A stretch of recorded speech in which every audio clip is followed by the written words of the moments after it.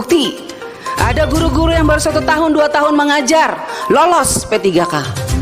Mereka yang sudah belasan tahun tidak pernah lolos dengan berbagai macam alasan. Oleh sebab itu saya minta Pak Menteri, mari kita coba ingat ini. Bagaimana justru mereka ini yang sudah belasan tahun ini, yang tidak pernah diperhitungkan oleh negara ini, justru mereka itu yang harusnya mendapat prioritas untuk diangkat.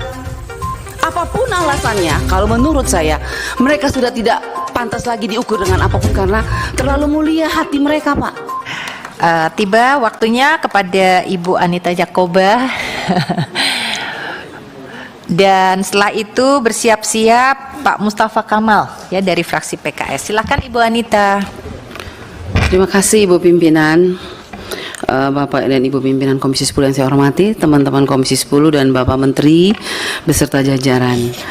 Yang pertama, saya bersyukur hari ini kita membicarakan hal yang penting sejak tadi pagi dan hari ini bertepatan dengan Hari Pahlawan. Hari Pahlawan Nasional ya, 10 November hari ini. Dan saya ingin kita juga mengingat bahwa pahlawan nasional itu masa lalu yang harus kita ingat.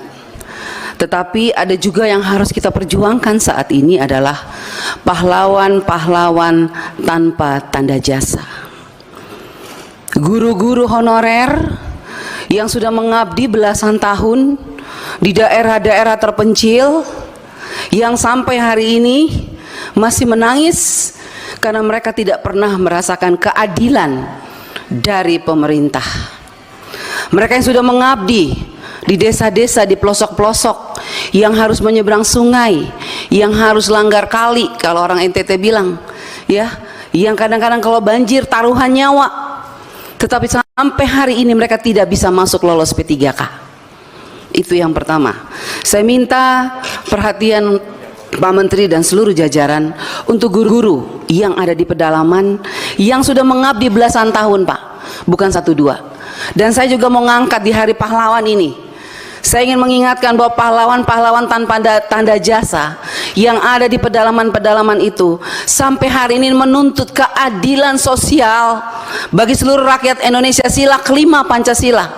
Kenapa tidak pernah diberikan kepada mereka? Bukti, ada guru-guru yang baru 1 tahun 2 tahun mengajar lolos P3K. Mereka yang sudah belasan tahun tidak pernah lolos dengan berbagai macam alasan. Oleh sebab itu saya minta Pak Menteri, mari kita coba ingat ini. Bagaimana justru mereka ini yang sudah belasan tahun ini, yang tidak pernah diperhitungkan oleh negara ini, justru mereka itu yang harusnya mendapat prioritas untuk diangkat. Apapun alasannya, kalau menurut saya mereka sudah tidak pantas lagi diukur dengan apapun karena terlalu mulia hati mereka, Pak. Mereka tidak pernah berhitung-hitung dengan gaji. Tapi ketika ada P3K yang ditawarkan oleh pemerintah 1 juta, kenapa sampai hari ini mereka tidak pernah lolos? Sangat menyedihkan, Pak Menteri. Yang kedua, seperti kami daerah 3T, bahkan semua daerah 3T, khususnya NTT, kami ini kenyataannya tuh Pak, betul-betul kekurangan guru. Kurang guru kami. Tetapi kami kenapa dibatasi? Kenapa banyak sekali yang tidak lolos? Ada formasi dari kepala daerah, tapi yang datang, saya sudah kemarin reses ke beberapa kabupaten, kepala daerah mengatakan kami mintanya lain, formasinya lain, diberikan oleh pusat lain, Bu Anita. Contoh di Timur Tengah Selatan banyak sekali, mayoritas kami Kristen, Pak, formasinya guru Kristen, tapi yang dikasih guru agama Islam. Akhirnya guru itu tidak diberi jam pelajaran, 0 pelajaran, tidak dibayar, tetapi dana daunya sudah dihitung masuk ke APBD. Akhirnya anggaran itu saya tanya, dipakai untuk apa Pak Bupati? Ya begitulah Bu Anita. Nah ini makanya saya minta Inspektorat Jenderal, Pak Menteri tolong Ibu, mana Ibu? Inspektorat Jenderal mana Ibu? Ini kita tolong lihat deh ya. Ini ada beberapa daerah yang dana daunya sudah ditransfer. Bu Sekjen, Pak Menteri, saya masih bicara. Jadi ada beberapa daerah yang dana daunya itu sudah ditransfer ke APBD dan sudah jelas angkanya itu saya lihat untuk P3K, tetapi tidak diangkat oleh Pemdanya. Formasinya ditutup sampai hari ini. Contoh, di Kabupaten Kupang, Nusa Tenggara Timur, Kota Kupang di Nusa Tenggara Timur, Pak. Kota Kupang ibu kota provinsi saja. 400 tenaga P3K yang kategori 1 itu, yang P1 itu. 2021, Pak. Sampai hari ini sudah terima SK tapi tidak diangkat. Saya mau tanya, Pak. Ini mana Ibu Nunu? Setelah SK, sebelum SK ada nomor induk katanya. Setelah itu SK, harusnya kan mereka diangkat. Tapi sampai hari ini Bu, mereka tidak diangkat. Dan saya lihat, saya ikutin terus perkembangannya. Kenapa tidak diangkat? Uangnya sudah ada. Bahkan sekarang 2023 ditambah lagi anggarannya. Saya bingung ini. Ini prinsip penganggaran P3K yang ditransfer dari Menteri Keuangan ke daerah tuh pakai prinsip yang mana ya? SK dulu baru ditransfer uangnya, artinya kalau sudah ada SK berarti mereka harus diangkat. Tapi kok ini sudah ada SK alasannya NIK, padahal NIK itu dasar pembuatan SK. Ini pemerintah daerah bolak-balik. Ini saya minta tolong nanti Ibu Inspektur Jenderal, kita apabila perlu Pak Menteri dan Bu Nunu, kalau tadi saya senang sekali Bu Nunu bilang ada kenaikan 42% setelah rakor. Coba Bu, sekarang saya ajak nih kementerian kita rakor di daerah. Ya, jadi jangan hanya kementerian rakor dengan para bupati, gubernur di daerah selesai. Guru-guru honorer tidak tahu di bawah. Saya mengajak Pak, mari Bapak Ibu yang ngurusin P3K, kita rakor di daerah. Dudukan kami anggota DPR RI dengan bupati dan gubernur dan panitia seleksi nasional. Kita pengen tahu sebetulnya persoalannya di mana. Orang anggarannya ada, tapi kenapa pemerintah daerah tidak mau angkat? Alasannya apa? Dana DAU kurang. Setelah kita lihat DAU-nya nggak kurang, berlebihan malah. Nah ini persoalan. Jadi saya minta ini Bu, contoh ya, Kota Kupang, Kabupaten Kupang. Kita segera turun, kita lihat. Mereka tuh sangat gelisah saat ini karena apa? Lulusan-lulusan yang passing grade 2001 nih kita bilang. Padahal sekarang kita sudah mau tentukan anggaran 2022, 2023, tapi 2001 belum selesai. Selesaikan dulu 2021. Lolos passing grade sangat banyak tapi dicuekin oleh daerah. Pertanyaan saya kepada Pak Menteri, Anda sebagai Menteri Pendidikan yang punya guru, tenaga honorer, yang kita tahu bahwa NTT itu sangat membutuhkan tenaga guru. Persoalannya Pak Menteri kok diam aja ya? Minta maaf Pak Menteri. Kalau menurut saya Anda hanya diam, Anda hanya sibuk urusan secara nasional. Lihat dong ke daerah. Ini banyak guru-guru yang lulus passing grade Pak, menangis. Karena apalagi Bu, mereka dengar katanya tanggal 13 ini ditutup ya Bu Nunu ya, ditutup. Mereka bilang, Ibu kalau sudah ditutup maka nasib kami seperti apa? Kami harus tunggu tahun depan lagi. Kalau daftar tahun depan lagi turun dari P1 ke P2 lagi. Padahal mereka lulus sekarang nih. Nah jadi saya minta tolong Pak, kalau bisa untuk kita selesaikan masalah di daerah, saya minta untuk tanggal pendaftaran yang batas tanggal pendaftaran pendataan ini tanggal 13, saya minta diperpanjang. Kita selesaikan masalah, kita jangan lompat nggak jelas Pak. Saya minta diperpanjang, bila perlu Bu pimpinan, melalui pimpinan, saya minta Bu kita harus undang tuh Panselnas tuh. Duduk Bu, kita bicara bagaimana sih mereka transfer uang. Kok enak sekali bupati, gubernur dan segala macam. Kalau kita undang susah sekali mereka, tapi itu uang negara, uang pusat yang harus kita awasi untuk tenaga P3K yang kita perjuangkan di sini. Kita capek berteriak di sini, mereka menangis di sana. Siapa yang diuntungkan di sini? Harusnya yang diuntungkan adalah guru-guru honorer, bukan pemerintah daerah atau siapapun yang terlibat di dalamnya. Oleh sebab itu saya mohon Ibu pimpinan, kita harus segera panggil tuh Panselnas, panggil tuh BNPAN RB, Menteri Keuangan. Apa dasarnya mereka transfer? Sekarang mau saya dengar Bu, sudah ini awal tahun ini ditransfer lagi untuk P3K, tapi diangkat-angkat enggak. Terus uang ini untuk siapa? Terus siapa yang mengawasi uang ini? Terus tangisan air mata P3K yang sudah lolos passing grade, siapa yang harus menghapus air mata mereka itu siapa? Kalau bukan kita sebagai wakil rakyat, kalau bukan Anda sebagai menteri, siapa? Hanya kita yang bisa. Jadi mari Bapak Menteri, saya minta kita bergandengan tangan, kita hadapi persoalan ini bersama. Kita turun ke daerah, kita tunjukkan sama P3K bahwa kita di pusat sudah berjuang. Siapa yang mempersulit mereka di daerah? Kalau memang bupati mengatakan dana daunya kurang, suruh mereka buka. Berapa kebutuhan mereka setiap tahun? Ada tambahan atau tidak? Kalau ada tambahan ya itu untuk P3K. Apalagi sekarang P3K untuk 2023 dananya dikunci, walaupun kuncinya terlambat. Karena 2021 itu tidak terkunci. Ini penting Bapak Ibu. Jadi sebetulnya yang kita ngomong dari tadi ini persoalan sudah ada Bu. Uangnya sudah ada di daerah. Cuman persoalannya kepala daerah tidak mau angkat. Alasannya dana daur kurang. Coba hitung, saya sudah hitung. Kota Kupang ada kelebihan, Kabupaten Kupang ada kelebihan, tapi bupatinya tidak mau. Nah ini, jadi saya bilang gimana? Kita harus sama-sama. Dan saya minta Pak Menteri menjadi fokus Pak Menteri untuk menyelesaikan ini supaya Bapak juga jangan terlalu beban bahwa memang kesalahan bukan hanya pada pusat. Di daerah juga ada. Mari kita selesaikan bersama. Makanya saya usul rakor di daerah, ajak kami anggota DPR RI. Biar jelas, clear. Bila perlu dudukin itu DPR provinsi, DPRD kabupaten, supaya mereka tahu ini uang APBN yang berubah jadi APBD yang tidak bisa mereka pakai seenaknya, khusus untuk P3K. Yang saya dengar banyak permainan di daerah sekarang itu dana P3K dimainkan oleh mereka. Makanya saya kadang-kadang saya bikin, kalau bila perlu kita pakai, minta KPK aja periksa kalau begini caranya. Sakit hati kita nih, kasihan guru-guru itu.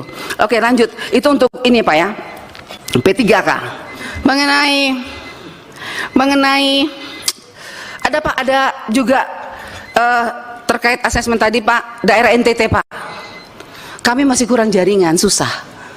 Bagaimana asesmen dimelakukan di UNBK? Banyak daerah sekolah-sekolah yang berteriak tidak memiliki komputer tapi dikirim laptop. Ada daerah yang akses internetnya lancar, laptopnya tidak ada. Saya ada bukti Pak, laptopnya itu ditumpukin setinggi gunung tapi nggak dipakai karena nggak ada akses internetnya. Itu seperti apa itu coba seperti apa itu, seperti itu pertanggungjawabannya. Dirjen Didasmen. 1 menit ya Bu ya, saya tambah 1 menit. Makasih Bu. Dirjen Didasmen, NTT masih tinggi Pak buta hurufnya Pak. Saya kasih contoh di Sumba Barat, Kepulauan Sumba, Sumba Timur, Sumba Barat, Sumba Barat Daya, Sumba Tengah. Saya pergi itu, saya kaget, sekdanya bilang Bu, angka buta huruf kita masih tinggi lah. Terus anggarannya gimana itu? Buta aksara segala macam itu bagaimana? Saya minta Pak ya, saya minta tolong saya diberitahu datanya berapa anggaran yang di sana, yang seperti tadi Pak Ferdiansa katakan benar. Actionnya apa? Kita dikasih tahu, kita jangan dikasih angka-angka Pak. Actionnya apa? Buktinya apa? Ya seperti itu. PIP masih banyak persoalan Pak Menteri, terima kasih. Kementerian kemarin sudah tiba-tiba turun melakukan audit dan melakukan sosialisasi program Indonesia Pintar. Dan saya punya videonya, betapa kagetnya kepala sekolah. Oh seperti itu ya, oh kami baru tahu ya. Pikiran saya, aduh PIP sudah berapa tahun ya, kenapa baru dilaksanakan sosialisasi sekarang? Sudah banyak uang negara yang kembali ke kas negara. Saya rugi Pak. NTT masih kembali 4 miliar dan sekarang akan kembali ditarik 5 miliar hanya karena ketidaktahuan kepala sekolah mengenai program ini.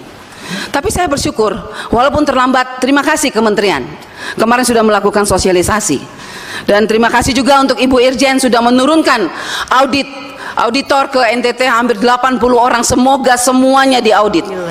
Dan rajin-rajinlah turun Bu Irjen, turunkan anak buah Ibu Irjen untuk melakukan audit supaya jelas tahu segalanya.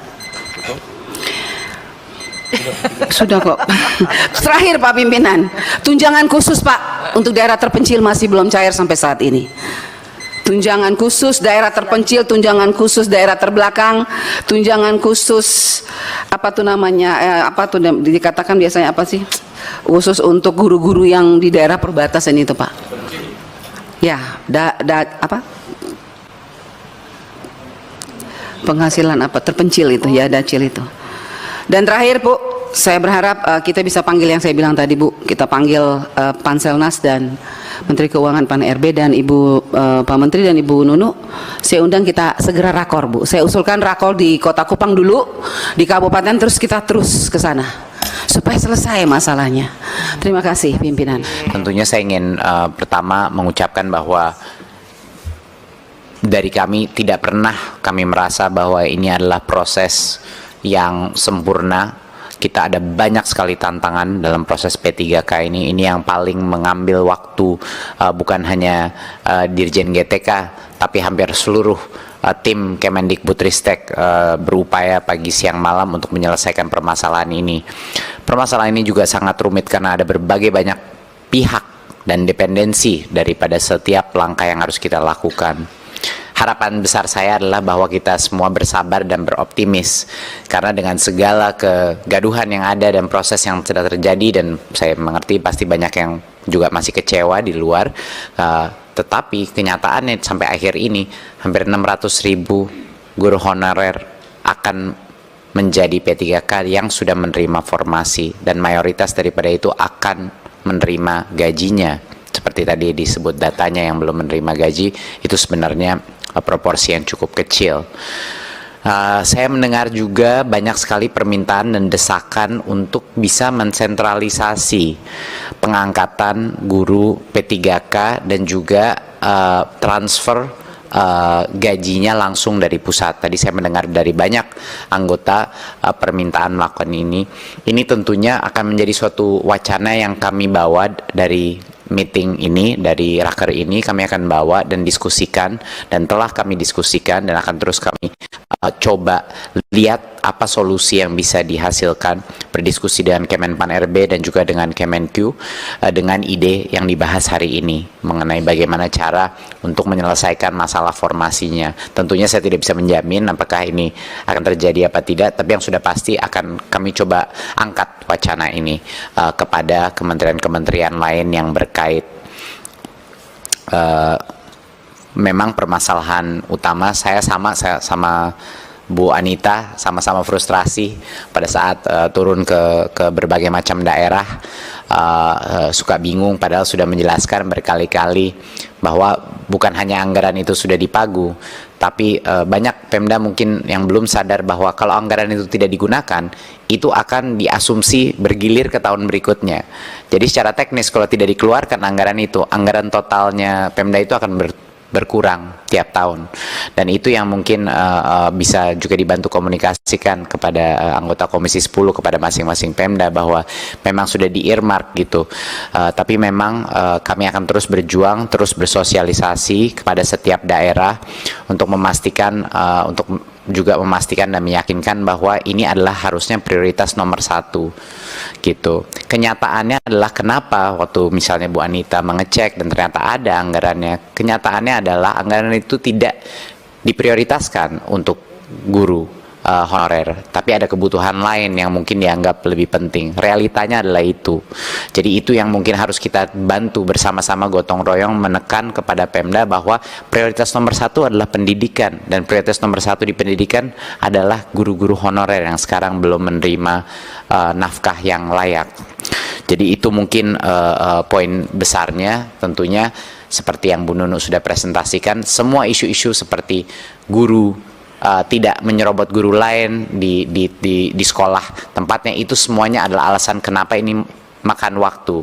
Komitmen kami adalah ini akan kami, mayoritas daripada isu ini akan selesai sampai dengan akhir 2024.